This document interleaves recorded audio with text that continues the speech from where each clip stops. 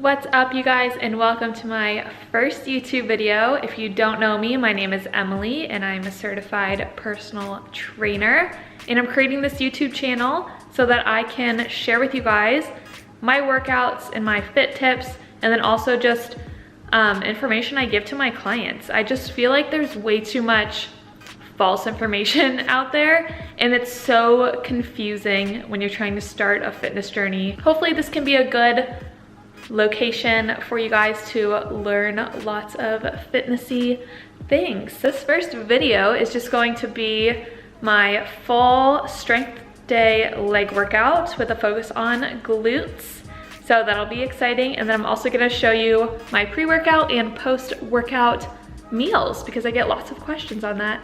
So yeah, it should be a short and sweet video. I hope you guys stick around. If you like it, you can go ahead and like and subscribe to this channel. So we'll get started. So I'm just making a quick coffee drink and adding some protein into it essentially. So I know a lot of people like to do pre-workout, and if you like to do that, that's totally fine. They've done studies on it. Coffee works just as well for a little like pick-me-up before you go to the gym. So that's what I'm gonna do. And essentially I just brew my coffee and I put a little bit of creamer in it. This is the one I like to use. I do 1 scoop of this.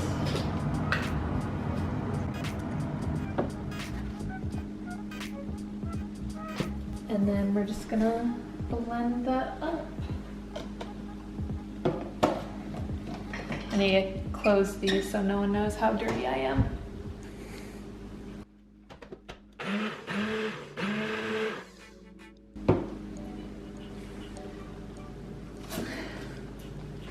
That's the only reason I go to the gym, is just so I can open this. And there you go, and it gets all like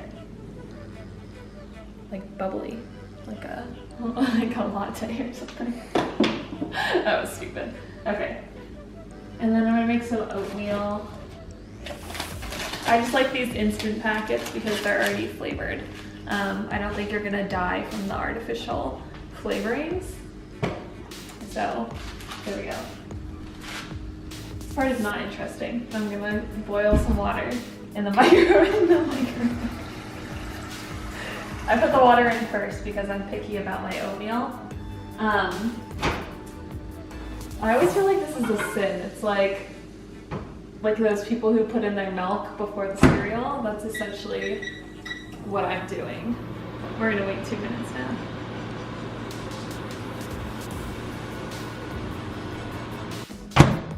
This is complicated science, people.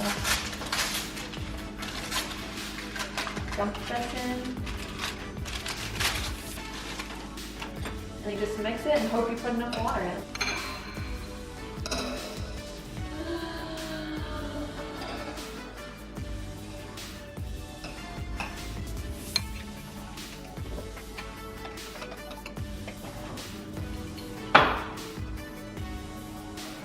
I'm gonna eat this and then I'll see you at the gym.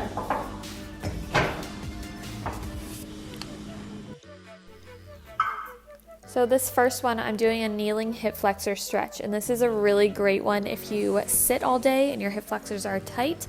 So just be sure you're tucking your tailbone under and pressing your hips forward. This one is for the inside of your legs, so your adductor. So I'm pushing my hips back and really getting an inside stretch there.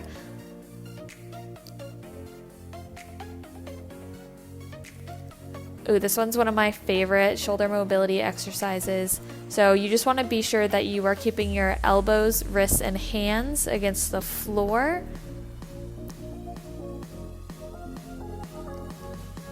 So this one is a activation exercise for your core. The main part is you want to be pushing your low back down to the floor, so there should be no arching or space underneath you. This is just a normal split squat. I am pushing my knee forward a little bit more so I can get some knee warming up in there. And then I go into a squat stand. So I grab onto my toes and I pull my back flat, and then I sit my hips down as low as I can. So we can start to open those up and get them all warmed up for the squats that I'm going to do. So the first exercise that I'm doing are barbell hip thrusts, and you can see me set them up here. So whenever you get up into the position, you want to make sure that your shins are perpendicular to the floor. So you can see I actually don't go all the way down, like I don't sit back down on the floor, and that's because I'm keeping tension in my glutes the whole time. It's super important that you keep your core tight and you don't let your pelvis just lose tension with your rib cage, and that will really help you squeeze your glutes and get really nice activation there for the warm-up sets and then into the heavier compound sets. These videos are sped up. I did keep the same tempo as I did in the first clip that you saw, and I'm really just concentrating on squeezing as hard as I possibly can throughout the whole range of motion.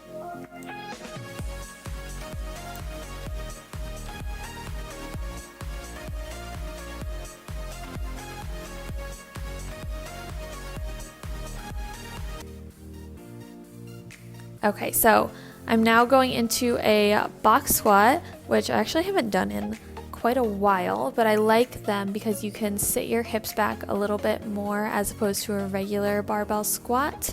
So you don't go down quite as low, but you do get more of a stretch because you're going back. So the main thing that I'm concentrating on is keeping my core tight and my pelvis in line. We don't need any booty popping here. It's a lot easier to squeeze your glutes if you're keeping a neutral spine. So that's what I'm really concentrating on, sitting back and squeezing my glutes all the way up and through the motion.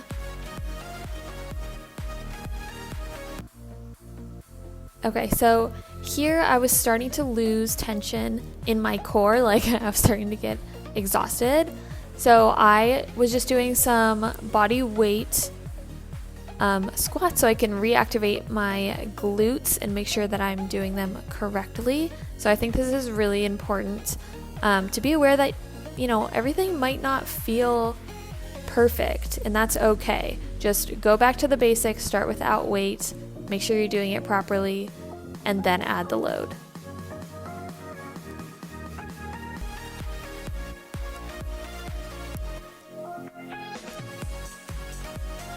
And then you can also see I did add another cushion to the bench just to limit the range of motion a little bit, to make it a little bit easier and to see if I could actually get the tension back where I wanted it, which I could. So I stuck with that for a couple sets because that's what felt good to me.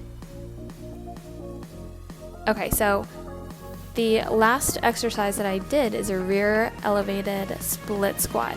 So this one is a little bit tricky because you are putting all of your weight on the front leg.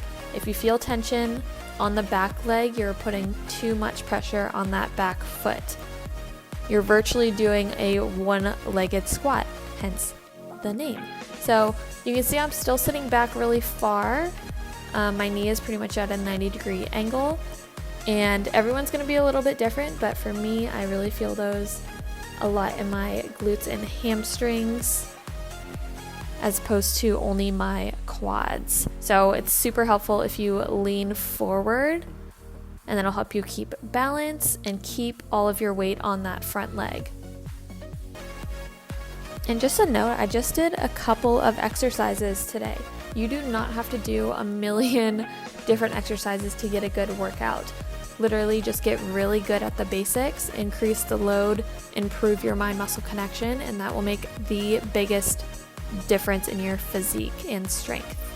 Okay, so I just finished working out, so I'm going to show you how I make my post-workout protein smoothie. So typically I do work out in the morning, and right after I just want to, I'm usually hungry, like I get hungry during my workout, so usually I just want to have something quick with some protein, carbs, and fats and move on with my day. So yeah, I'll show you how I make this. I already put a little bit of ice in here. This is my go-to smoothie. If you follow me on Instagram, you've seen this 1,000 times, but I am gonna put this almond milk in it. I love this because it has a little bit of protein already in it. And I like to get the vanilla one for these protein shakes because I use this vegan protein. Feel free to use whey protein if you don't have an issue with dairy. I do, and it makes me very bloated. So I don't use that. I like this one. It's not super sweet, and it's the best like vegan protein I have found. We're gonna put a banana in there and some peanut butter and some cinnamon, and then that will make a good well-rounded post-workout.